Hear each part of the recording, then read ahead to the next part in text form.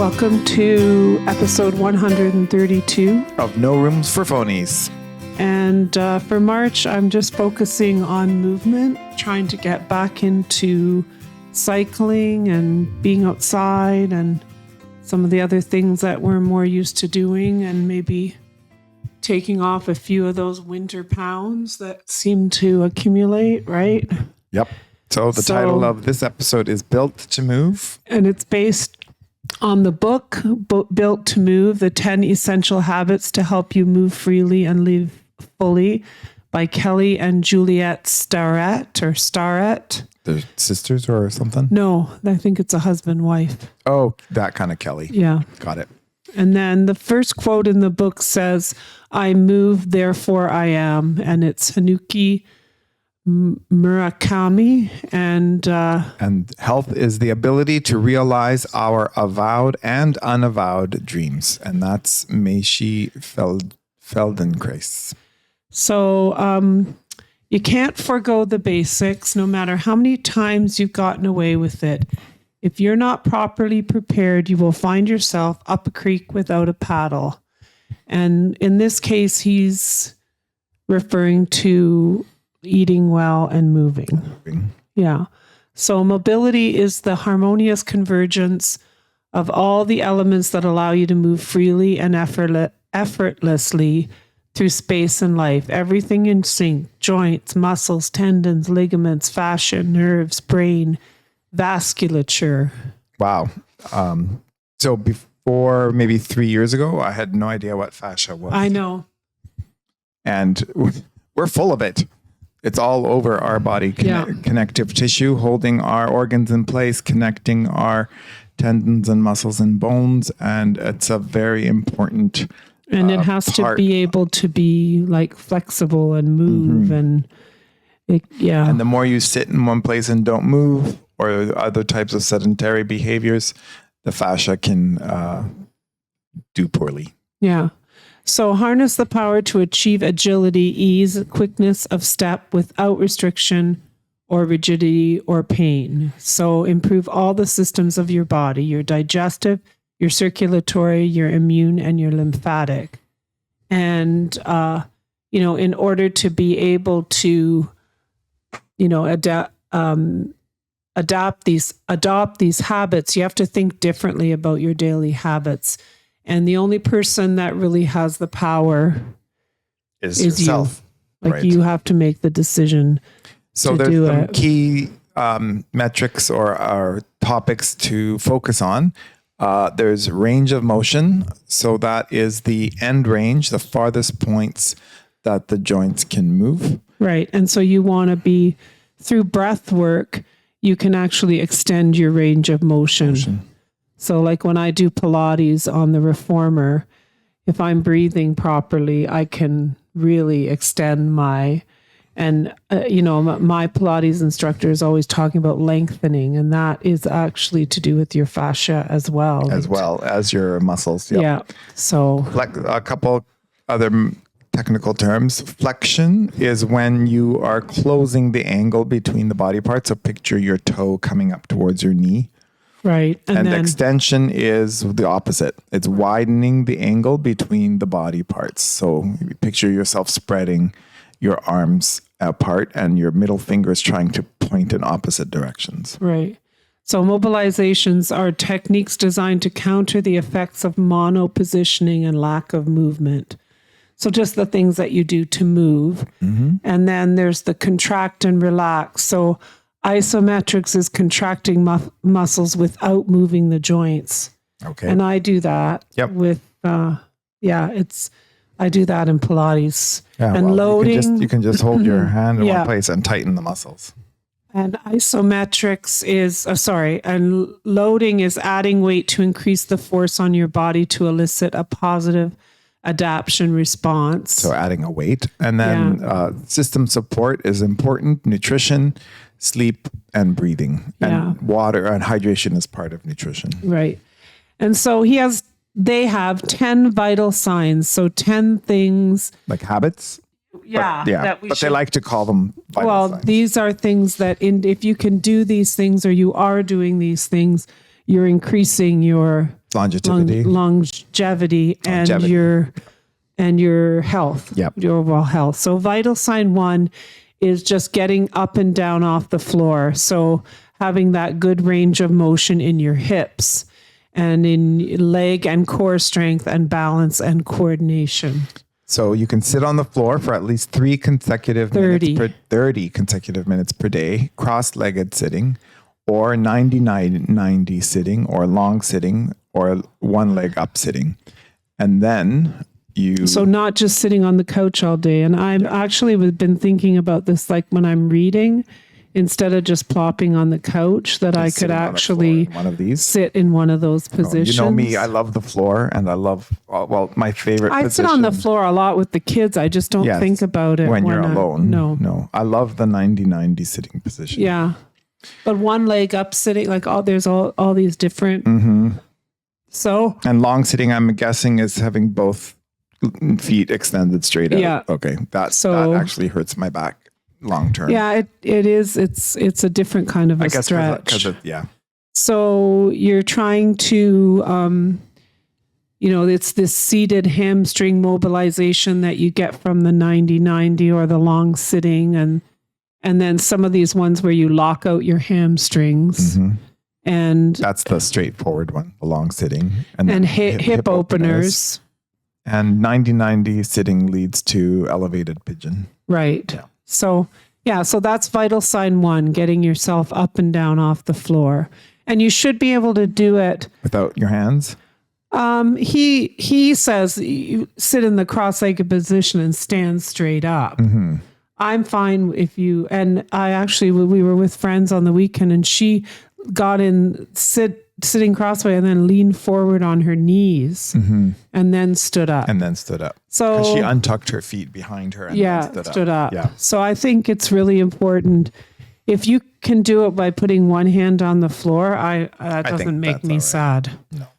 So vital sign 2 is your breath. It's called Breathe Easy, and they talk about breathing. And remember, I'm giving you the highlights of this book. There's a lot of details. There's a lot, and there's pictures and nice, like all kinds of things in the book. So breathe spaciously, breathe slow, and breathe through your nose. Long, slow exhales that maximize your CO2, your carbon dioxide tolerance. I just learned last night, breathing through your nose is important for building nitric oxide in your blood, which is important for blood flow. Yeah. So there's a breath holding test that you should be able to hold your breath for 30 to 40 seconds. They get into a lot more details about these tests in the book. And just so you know, I don't know if you video yourself or whatever it is, but you probably will find that you're a shallow breather. Most of us are. Yeah. And you have to focus on breathing deeply. Breath is important for stability and energy. And like we just said, you need to notice your respiration and do it better. And also to pay attention to your posture.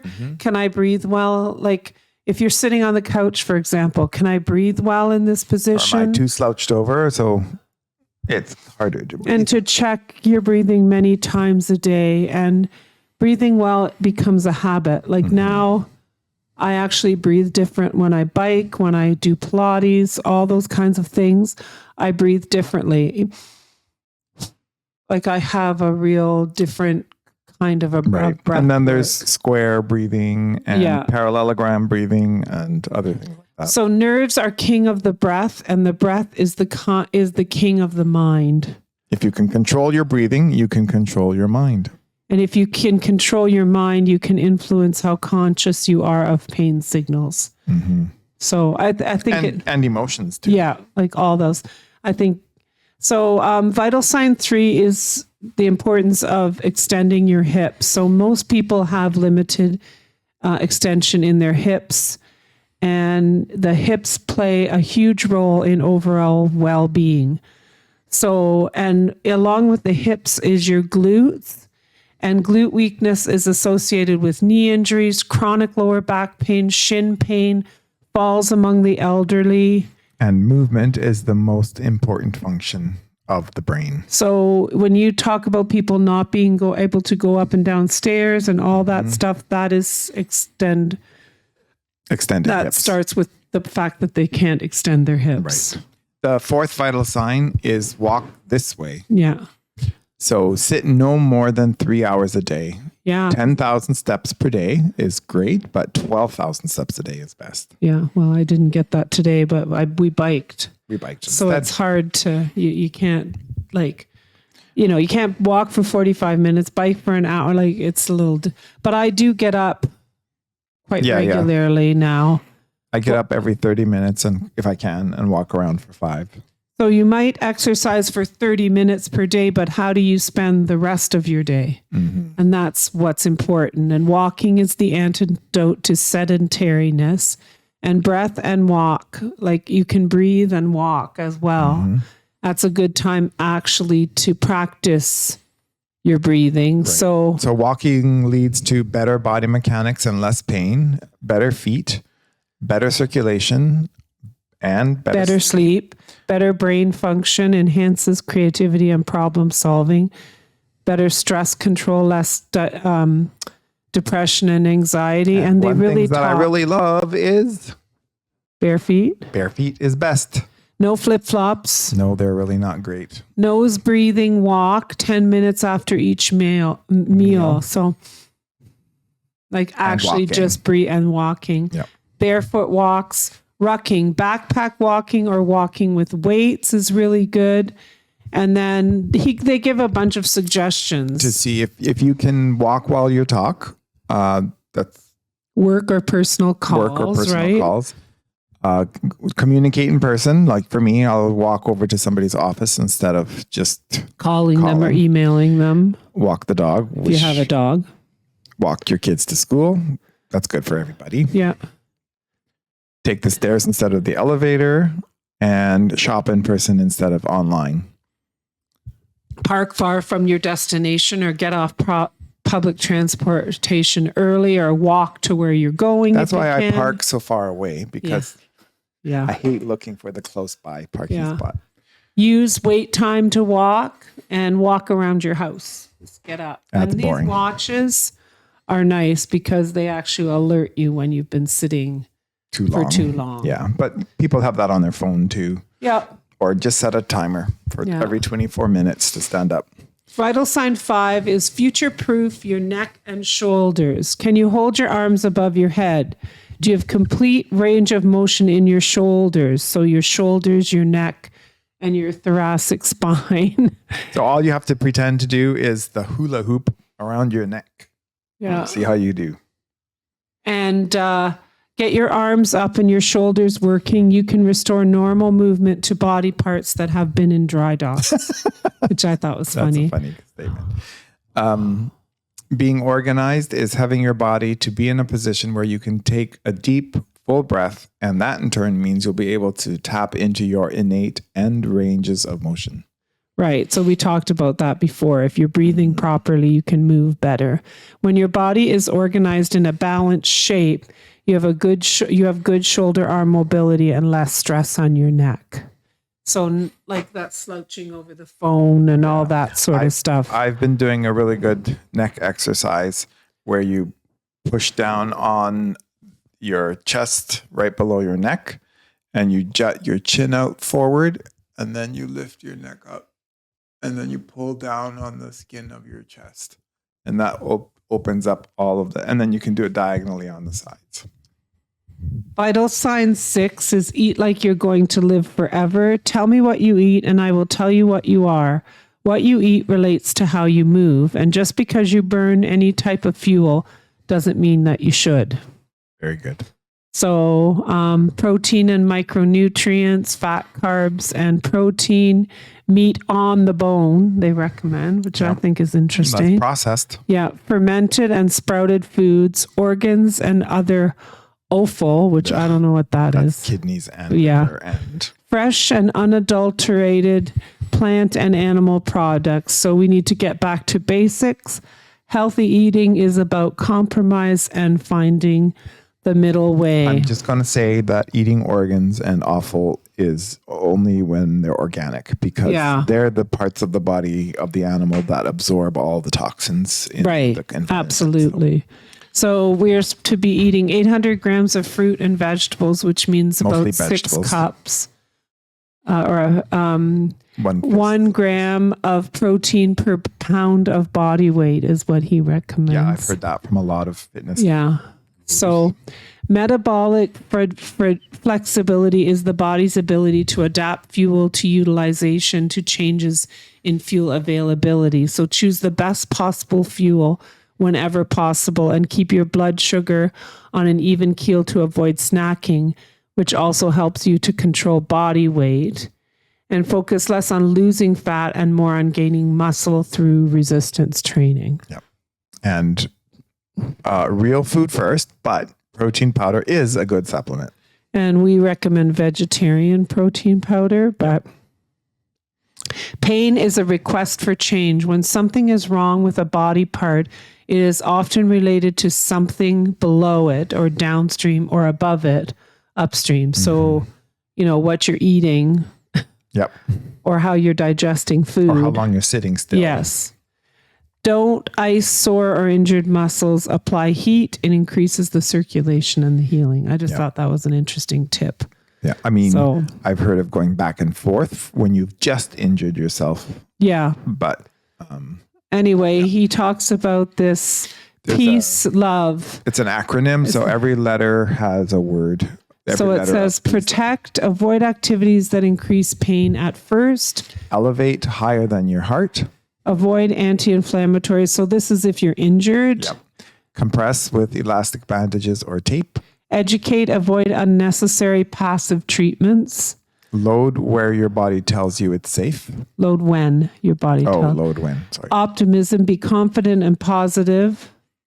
Vascularization, get your heart rate up. And exercise, take an active approach to recovery. Right.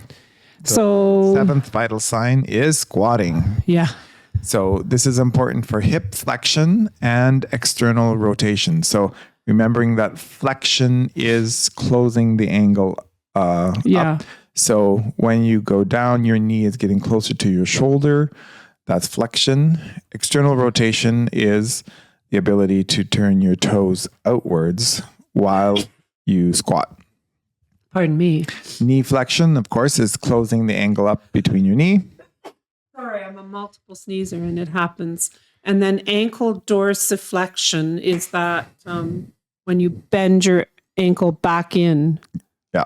And avoid, and it helps you also when you squat, you avoid lower back pain, and it also improves your balance. So you should be squatting. I love to sit in the squat. Well, I can do that. I used to be able to do it for hours. Squat in the day, if you think about it, the number of times you go to pick something up, you can squat down and pick it up. Or I was cleaning the washroom, so I was squatting to wipe the floor by hand rather than use a mop. Yeah. So vital sign 8 is find your balance. Turn your ability to balance back on. Everyone needs to practice balance because balance can be retained and regained. Balance is a use it or lose it proposition. So working on balance will improve your overall movement. And they give several balance tests in the book. So balance is really important. Vital sign number 9 is to create a movement-rich environment. So we know that we need to move often. It's imperative. So standing is the gateway to movement. So with consistency, you see small numbers compound and other benefits over time. So sit only 6 or fewer hours a day, which standing can enhance productivity. So obviously if you're standing, you're more likely to move towards doing something.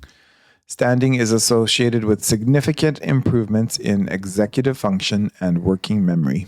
Adopt a sit less mentality and all kinds of opportunities will present themselves. And if you're working, and even at home, if I'm like sitting or knitting and reading, I do get up, take what they call a mobilization break. Yep. So. And you can also listen to an audiobook and walk. Yeah. So vital Last one. vital sign 10 it's called unleash your superpower, which is sleep. When we are well rested, we are less prone to emotional highs and lows. And sleep allows the brain to create memories and enhances learning, whether it's intellectual fuel you're trying to digest or motor skills you want to improve. So they actually recommend having a shut-eye plan, and they have 10 things that they suggest you include in this plan. So Interestingly, my watch said the same thing when I have fallen asleep and gotten up at the same time. It has said, "Yay, you have a sleep pattern. Congratulations." Right. So that is the first thing, is to wake up and sleep at the same time every day, And even no on the naps weekend. after 3 p.m. Yeah. Move throughout your day, walk and exercise in the morning the most. Be careful There with are a few individuals who can exercise after 6 p.m. and it helps them sleep, but not everybody. be careful with caffeine, and I would say also alcohol. Mm-hmm. And we know that if we limit or like turn off the TV and have like an hour before we sleep And no without phones. TV and phones and everything, drink very little alcohol. Oh, I forgot that one was there. Cool down. So being in a cold room. Open windows open when windows, you can. that's Like I good. was thinking now we should be opening our windows in there, even though it feels cold at first. It's definitely better for sleeping and fresh air. So, Or you can buy those really, really expensive mattress covers that chill you down and then warm you up in the morning before you get out of bed. wind down or We need a sponsor if by anybody. reading. Yeah. Make your bedroom a dark, quiet place. And overestimate the time you need to spend in bed. So that's the reading part. Yeah. Yeah. So if you want to sleep for 8 hours, you actually have to be in bed for 9. Mm-hmm.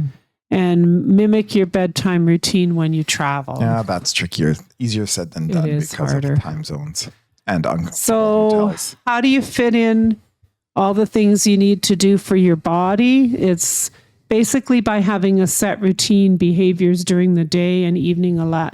If you have a routine to things, Yep.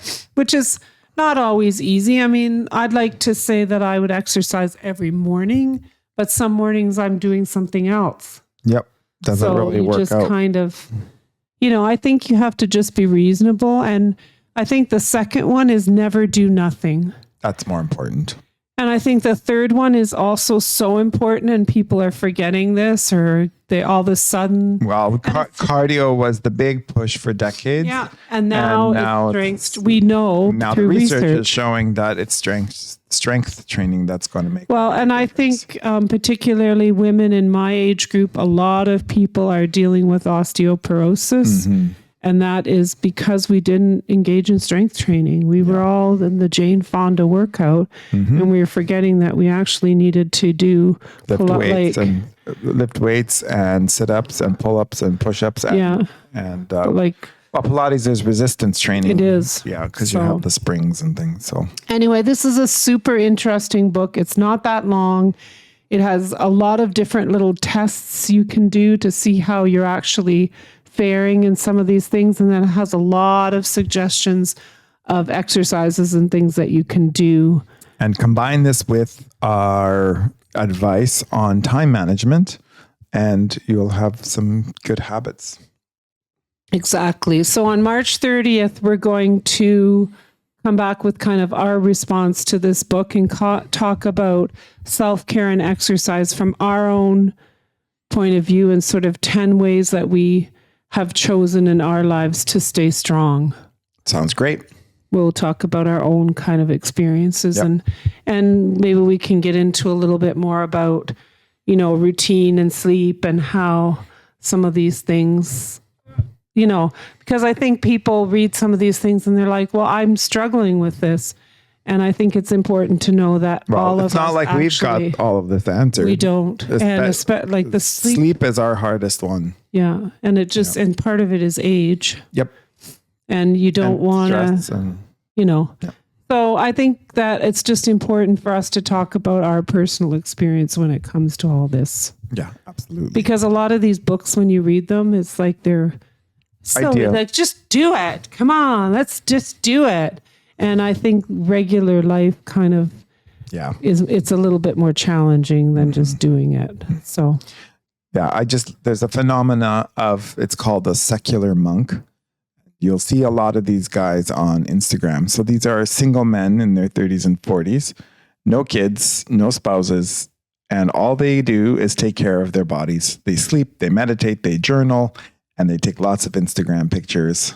And they're called secular monks because they live a monk lifestyle, but there's no religion attached to it. No. But they also live mostly alone and have no responsibility to any other human. So, wow. Yeah. Kind of boring. I think it's totally unrealistic. And I think what we want to talk about is more about the balance of life and how we kind of have sort of worked our way through that. And it's better to have something than to have nothing. Yes. Yeah. Never do nothing. I like that line. So anyway, thanks for joining us. Episode 132. This is just, like I say, it's a great book. So if you have a chance to dig in and read it, don't be overwhelmed by it. Just pull out some things that really help you and or else might support or encourage what you already do. So that's episode 132, Built to Move, a great book. And we'll see you on March 30th when we talk about our exercise, self-care, and strength routines. Sounds good. Good night.